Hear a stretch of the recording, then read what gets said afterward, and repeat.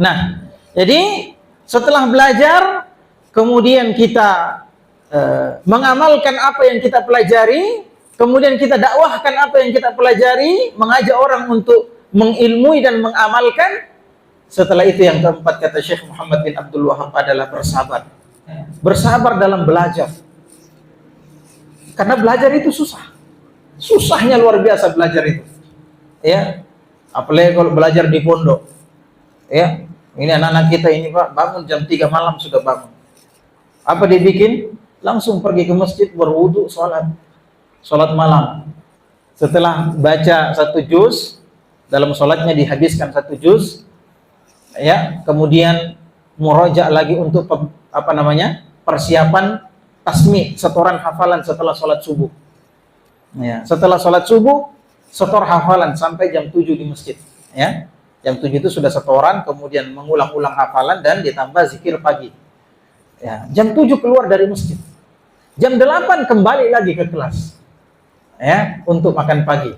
Ya, karena makan paginya masih di kelas. Sarapan pagi tidak keluar, tidak pulang ke asrama sampai zuhur, sampai selesai sholat zuhur. Baru boleh pulang ke asrama. Ya, makan siang, tidur, harus tidur. Ya, karena kalau tidak tidur capek badannya. Capek matanya. Setelah itu sholat asar, bangun lagi. Sebelum asar, setengah jam sebelum asar sudah bangun. Setelah asar itu mengulang hafalan lagi. Ya, sampai jam 5. Jam 5 keluar, istirahat sampai setengah 6. Setengah 6 sudah persiapan masuk masjid. Begitu di pesantren, capek. Nah, habis maghrib begini belajar lagi kan. Nanti habisnya menghafal lagi habis sisa sampai jam 9. Capek. Mana menghafal? Sudah menghafal berpikir. Capek, menuntut ilmu itu capek. Belum, masih di sini. Nanti kalau sudah kuliah, wah, lebih susah lagi. Bukan cuma Quran dan hadis yang dihafal. Kalau sekarang di pondok, Quran, hadis yang dihafal. Mufradat, kosakata bahasa Arab. Nanti kalau sudah kuliah, kitab-kitab itu dihafal. Dan banyak, bukan cuma 1. Maka harus bersabar dalam menuntut ilmu. Ya. Kalau tidak sabar, aduh, saya telepon orang tua, mau kak pindah, mau kak ini, tidak sabar. Ya, terkadang anak-anak itu bikin pelanggaran. Kenapa? Karena dia sudah tidak tahan di pondok. Ya, dia mau keluar, mamanya tidak izinkan. Orang tuanya tidak izinkan. Akhirnya apa? Sengaja cari-cari pelanggaran supaya dikeluarkan dari pondok. Terkadang seperti itu. Maka orang tua itu betul-betul harus bertanggung jawab. Jangan sampai ada orang tua taruh anaknya di pondok, dianggap sudah selesai, sudah. Ya. Sudah beres anak saya di pondok. Tidak begitu. Karena tanggung jawab pendidikan itu ya adalah milik orang tua. Sabar dalam menuntut ilmu. Sabar dalam Sabar dalam mengamalkan ilmu. Kadang kita beramal, Pak, kita sudah tahu. Kan kita sudah tahu, misalnya ya, ada orang yang tidak pernah sholat, tiba-tiba belajar, ternyata sholat wajib, bahaya kalau kita tidak sholat. Akhirnya dia pergi sholat ke masjid. Dilihat sama teman-temannya, apa dia bilang teman-temannya? Wih, sadar, dia Pak. Kan?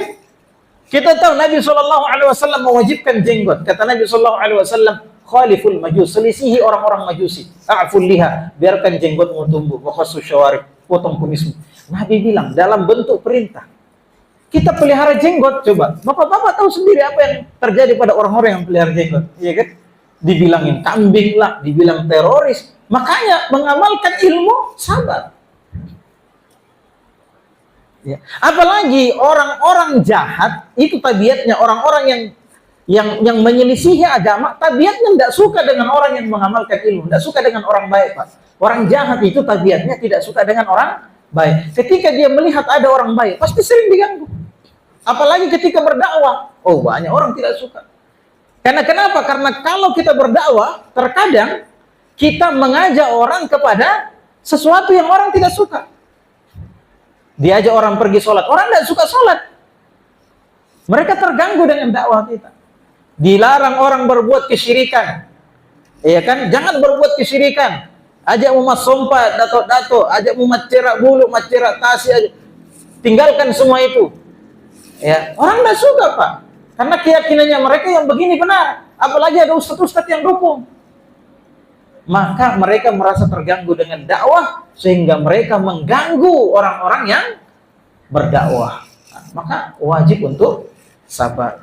Nah, kita lanjutkan kitabnya dari sini. Ya. Kata Syekhul Islam Muhammad ibn Abdul Wahhab, beliau menyebutkan bahwasanya dalilnya semua 4 itu tadi, ilmu, amal, dakwah, dan sabar, dalilnya adalah diantaranya surah Al-Asr. Surah Al-Asr. Allah Subhanahu wa taala berfirman, "A'udzu billahi minasyaitonir rajim. Bismillahirrahmanirrahim. Wal 'asr." Demi masa. Allah bersumpah dengan waktu. Ya, Allah bersumpah dengan menggunakan waktu. Dan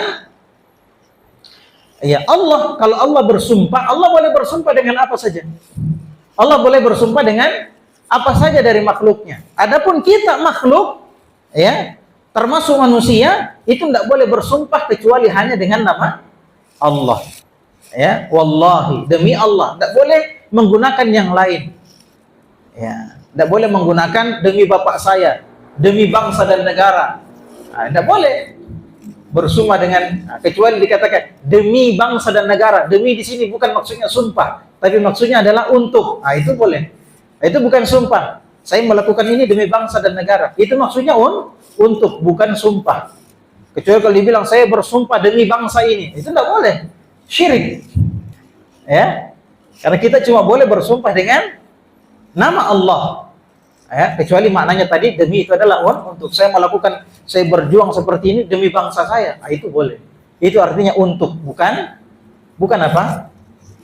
Bukan sumpah. Baik. Allah bersumpah dengan waktu. Ya. Dan ini Allah sering sekali bersumpah dengan waktu.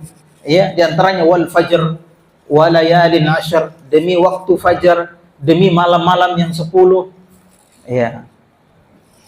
Wadduha wal laili idza saja, ya, demi waktu duha dan demi malam ketika sudah menutupi. Allah sering bersumpah dengan waktu. Dan kalau Allah bersumpah dengan nama satu makhluk, menunjukkan keagungan makhluk tersebut. Allah bersumpah dengan waktu. Apa kata Allah? Apa isi sumpahnya? Innal insana lafi khusr. Benar-benar manusia itu dalam keadaan rugi. Semua manusia rugi.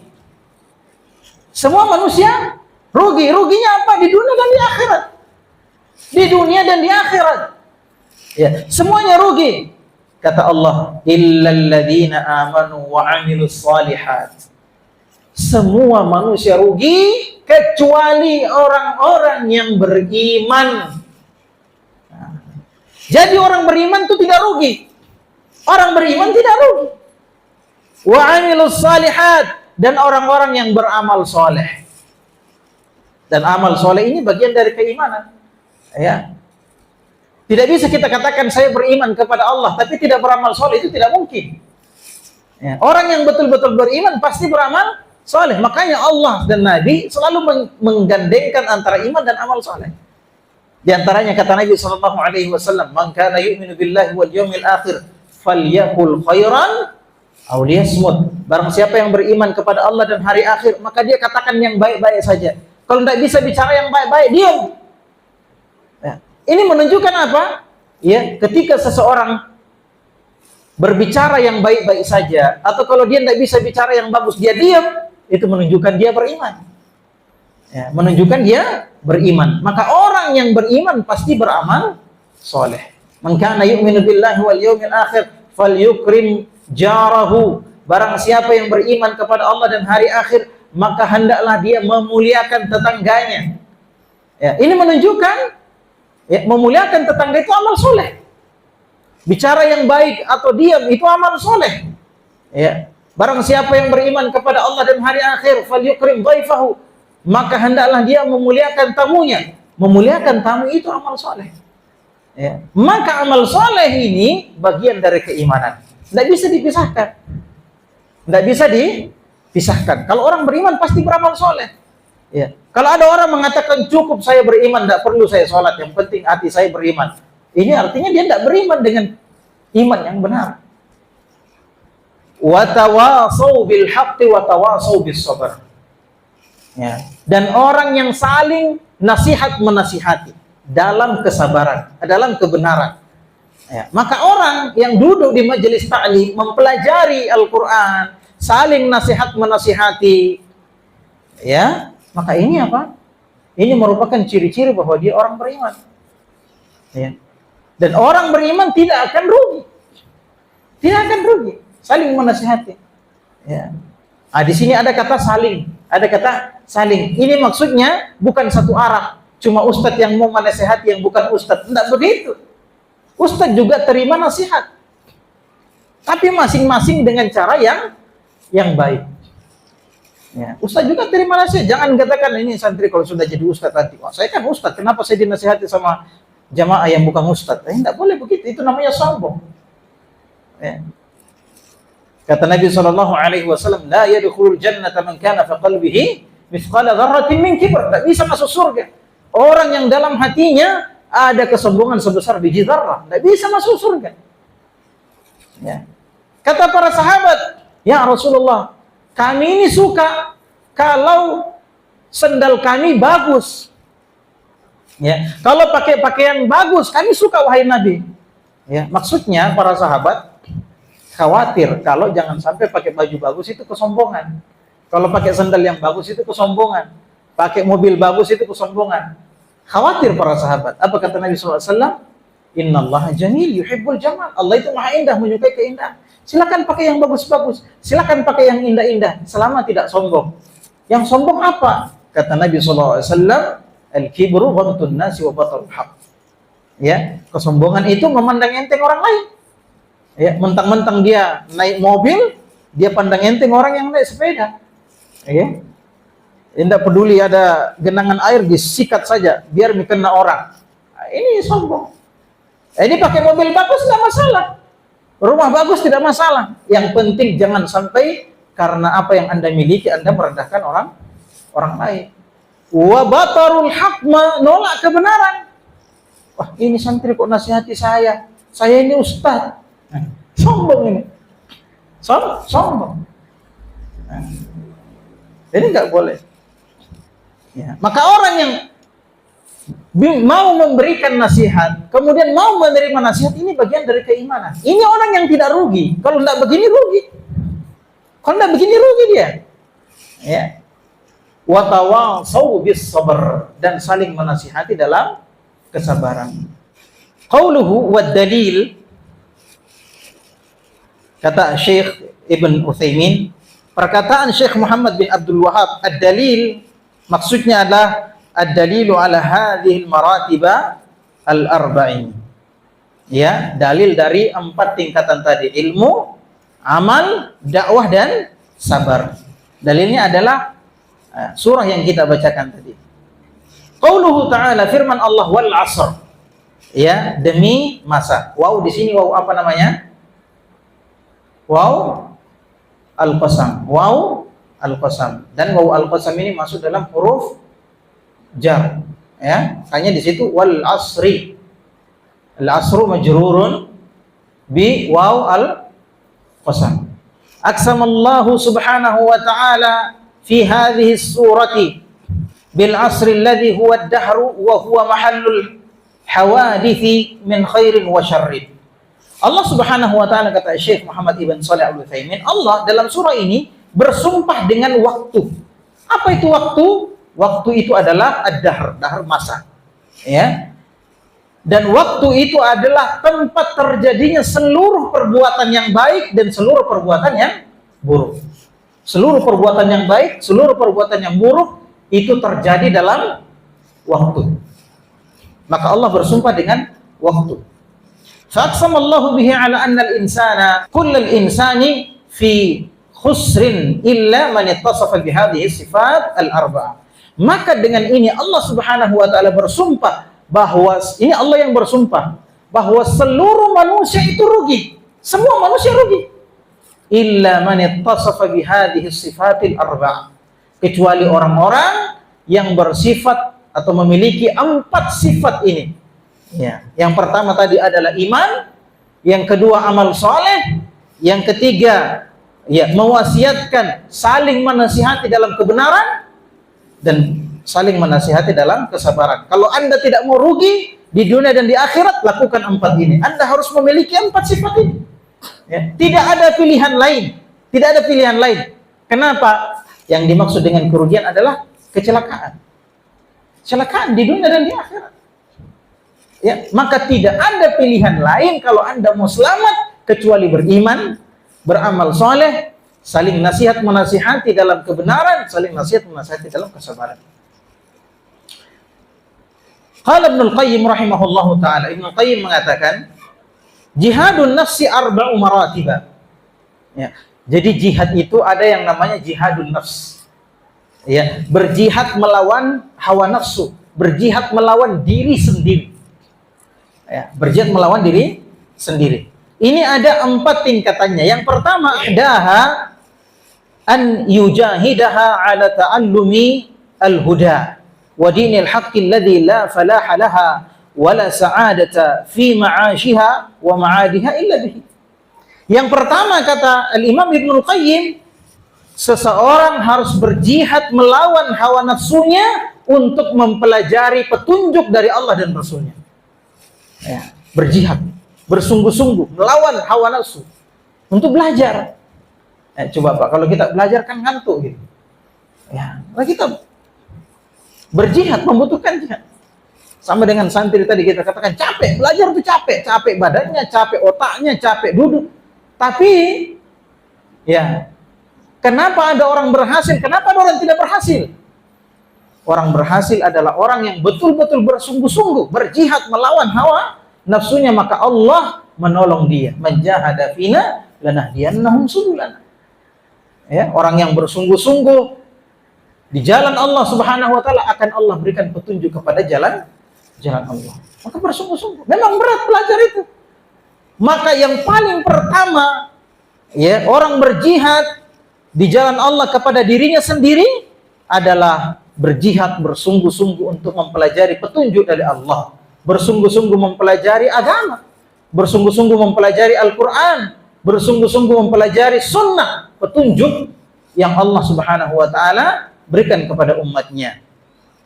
Alladzi la falaha laha wa la sa'adata fi ma'ashiha wa ma'adiha illa bihi. Ya, kata Al-Imam Ibnu Qayyim, karena tidak ada keselamatan, tidak ada keberuntungan bagi siapapun, tidak ada kebahagiaan, orang tidak akan bahagia, orang tidak akan selamat, orang tidak akan beruntung kalau tidak mempunyai ilmu. Yang dimaksud ilmu agama tidak akan beruntung, Pak. Tidak akan beruntung. Yang kedua, ats-tsaniyatu an yujahidaha 'ala al-'ilm 'ala al-'amali bihi ba'da ilmi. Ya. Yang kedua adalah berjihad melawan hawa nafsunya untuk mengamalkan apa yang telah dipelajari. Karena kita sudah sebutkan tadi, orang yang mengamalkan kebaikan pasti banyak musuhnya. Pasti ada musuhnya. Bukan cari-cari musuh, enggak. Kita tidak cari-cari musuh. Tapi musuh itu karena datang sendiri. Mereka tidak suka kalau kita berbuat kebaikan. Ujian dari Allah. Ya, kita diberikan seperti itu. Kemudian ats-tsalitsah an yujahidaha 'ala ad-da'wati ilaihi wa ta'limiha wa ta'limihi man la ya'lamuhu. Berjuang, berjihad, ini jihad. Ya, jihad. Berjihad untuk mendakwahkan ilmu. Ya. Kalau tadi kita mengamalkan ilmu saja orang tidak suka, apalagi kalau berdakwah, pasti banyak yang tidak suka. Banyak yang tidak suka. Ya. Gara-gara kita berdakwah, ya, akhirnya satu tempat yang sebelumnya penuh dengan kesyirikan, akhirnya orang-orang yang melakukan kesyirikan berkurang karena dikasih petunjuk oleh Allah. Berkurang, semakin berkurang, maka orang yang masih bertahan pasti tidak suka. Wah, ini semakin berkurang pengikut saya ini. Ya. Maka dilawanlah itu orang-orang. Ya, maka harus berjihad. Jadi dakwah itu jihad.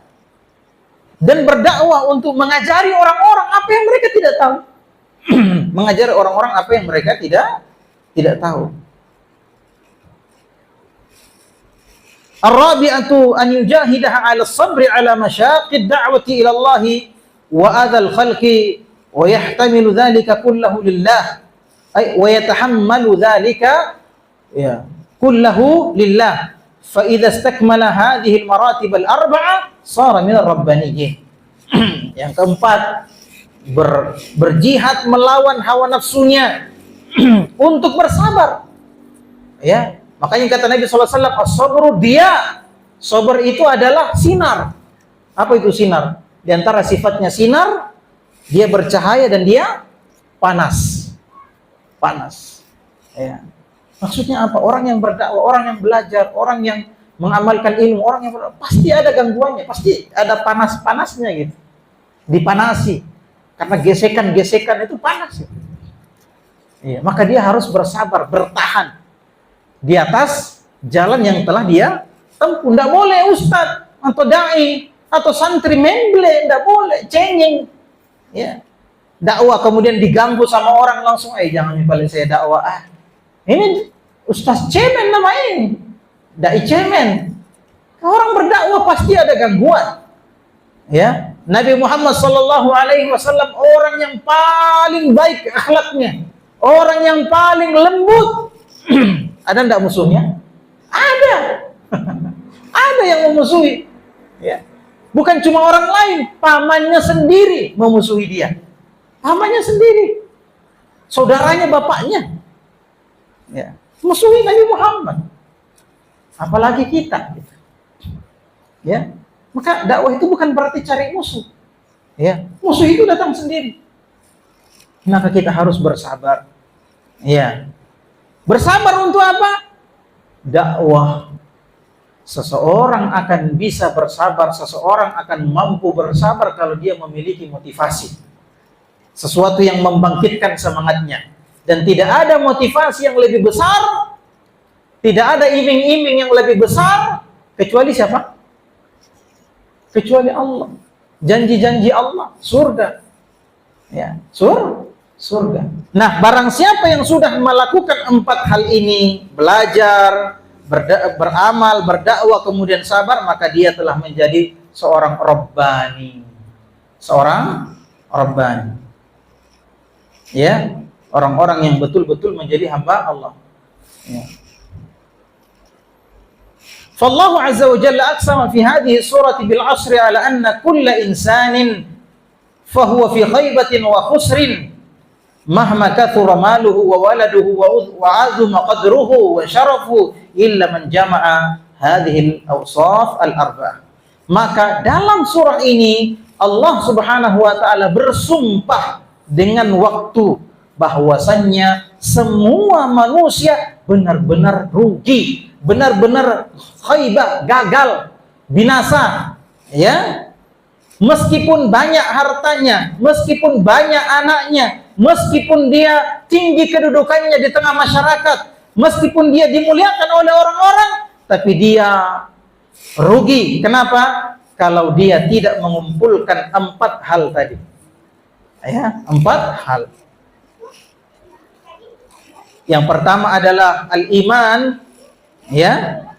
Wa yashmulu kulla ma yuqarribu ila Allah Ta'ala min i'tiqadin sahihin wa ilmin nafi'. Yang pertama adalah al-iman. Ya, iman ini mencakup segala sesuatu yang mendekatkan kepada Allah dari keyakinan-keyakinan yang benar dan ilmu yang bermanfaat. Ya, ini akidah, iman. Yang kedua, al-amalus salih, beramal saleh. Wa huwa kullu qawlin aw fi'lin yuqarribu ila Allah bi an yakuna fa'iluhu lillahi mukhlishan wa li Muhammadin sallallahu alaihi wasallam muttabi'an. Yang kedua adalah amal saleh.